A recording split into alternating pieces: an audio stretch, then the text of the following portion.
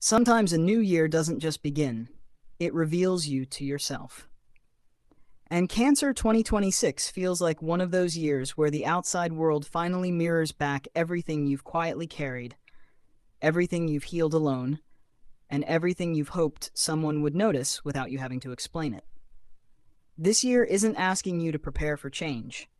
It's asking you to recognize how much you already changed. Because what's about to unfold isn't random, surprising, or accidental. It's the kind of destiny that only arrives after someone has grown in ways they didn't even realize were visible. I'm Ira, and as I tune into your 8-card spread for 2026, I can feel that this year doesn't follow your old pattern. It follows your new frequency, and that's why the energy is different this time. The first energy shows itself through the Chariot, which immediately tells me that January to March is not slow, emotional, or tentative the way your usual New Year energies tend to feel. This is movement. This is momentum. This is you finally trusting your own decision-making without needing reassurance. In the first phase of 2026, you push forward with something you paused or doubted in 2025. A career shift, a personal boundary, a relocation, or a financial leap. You are no longer waiting for the perfect time. You create it. The deeper layer here is that the Chariot isn't just about movement. It's about controlled direction. You're not rushing. You're not desperate. You're choosing clarity before action, and that changes what you attract. People respond differently to you when you're not operating from emotional exhaustion or overgiving. New opportunities, especially professional ones, land in your path simply because you're no longer dimming yourself. Emotionally, this card shows you taking back the wheel in a situation where someone once held too much influence over your choices. Whether it's family expectations, a relationship dynamic, or guilt that used to steer you, 2026 starts with you choosing your own lane. And it feels surprisingly natural, almost overdue. And the most powerful shift in this phase is that you no longer fear losing people by choosing yourself. Instead, you fear losing yourself by choosing people who don't match your growth. That one change alters your entire trajectory for the year. Moving into the second card, the Empress covers April and May, and this energy feels like nourishment after movement. This is the period where abundance grows without you pushing. You attract more than you chase. For many Cancers, this brings financial upturns, creative success, pregnancy energy, literal or symbolic, or stepping into a more confident self-expression. Your sense of worth stabilizes in a way that makes external validation irrelevant. This card also shows that something you plant early in the year begins showing visible results. This may be a business idea, a new role, a creative project, or even a new routine that changes your emotional or physical well-being. You finally feel the return on the inner work that didn't seem to be paying off before. In relationships, the Empress highlights someone seeing your true value, maybe for the first time. If you're single, this is when someone with serious potential enters, someone who doesn't drain you but adds to your growth. If you're attached, the emotional bond deepens through comfort, ease, and mutual support. It feels like a year where love stops feeling heavy. What stands out most is that you start treating yourself as a priority, without guilt. You learn the difference between being nurturing and being self-sacrificing, and you stop choosing the latter. The third energy appears as the Tower, ruling June and July. But this isn't the destructive disaster people assume it is. This is the breaking of a false structure, something that wasn't built on truth. A belief system, a work situation, a commitment, or an emotional pattern collapses because it's finally time. You don't lose anything aligned. You lose what can't come with you. This phase shocks you not because something ends, but because the ending sets you free in a way you didn't realize you needed. You understand something clearly. Stability isn't worth it if it comes at the cost of your peace. And you stop holding together what should fall apart.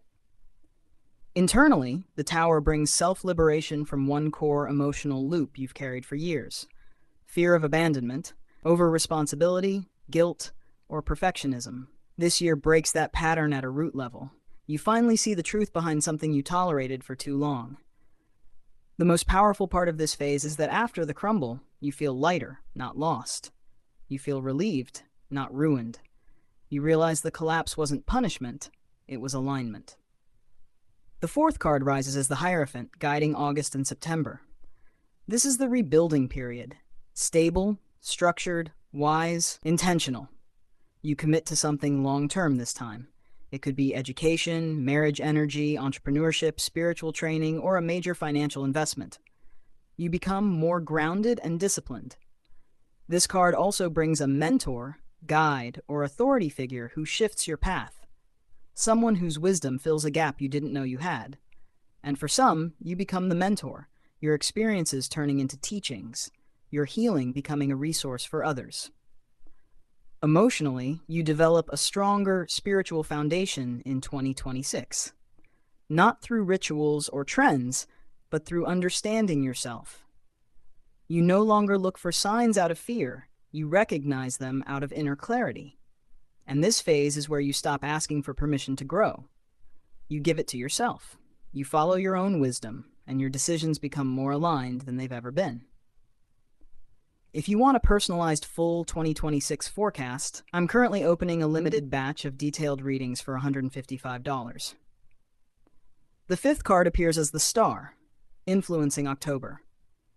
This is hope, renewal, visibility, and divine alignment.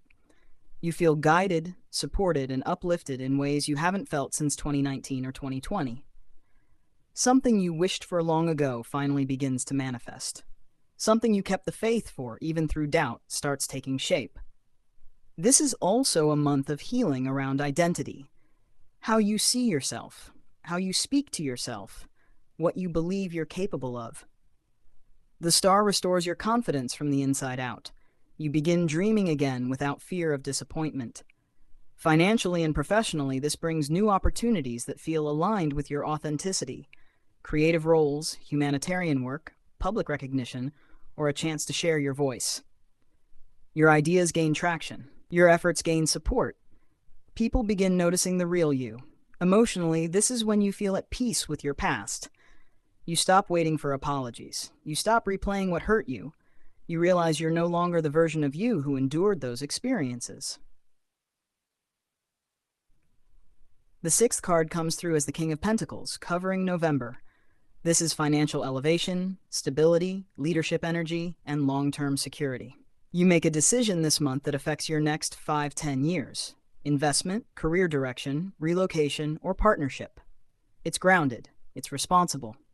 It's powerful. This card shows you stepping away from survival mode thinking. You stop reacting to money emotionally and start planning strategically. You become wiser, calmer, and more consistent with your goals. It also shows a mature, grounded masculine influence around you. This could be a partner, mentor, boss, or your own rising masculine energy that helps you take decisive action. This is where emotional sensitivity blends with practicality. And the biggest shift is your sense of self-worth. You stop negotiating your value. You stop accepting less.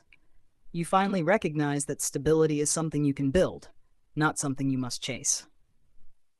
The seventh card reveals itself as the Lovers, guiding December. This is union, alignment, choice, and destiny. A relationship, romantic or not, takes center stage. You meet someone who feels like a mirror, or someone already in your life finally opens up emotionally, clearly, and deeply. This is real connection, not attachment. This is also a month of powerful decision-making. The Lovers asks you to choose based on truth, not fear. You choose the path that reflects who you've become, not who you were. Your relationships transform this month because you have transformed.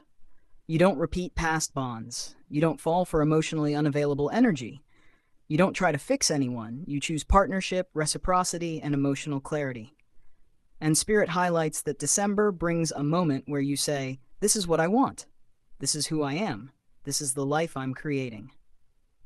If this message is aligning, make sure you like, save, and share. Someone else needs this clarity too. The final energy of your 2026 reading appears as the Sun, illuminating your overall theme. This is joy, success, clarity, breakthrough, visibility, and emotional lightness. You end the year with breakthroughs you once thought were impossible. You feel alive again. You feel safe again. You feel open again. This card shows positive outcomes in health, relationships, finances, and personal fulfillment. Something that was delayed for years finally resolves. Something that was unclear finally makes sense. You realize that 2026 was not about chaos or challenge, it was about realignment.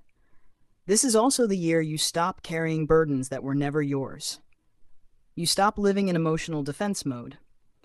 You step into a season where peace is not a luxury, it's your baseline.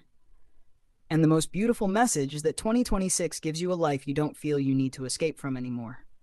You feel free, loved, stable, and deeply aligned. Affirmation: I am ready for a year that reflects who I've become, not who I used to be.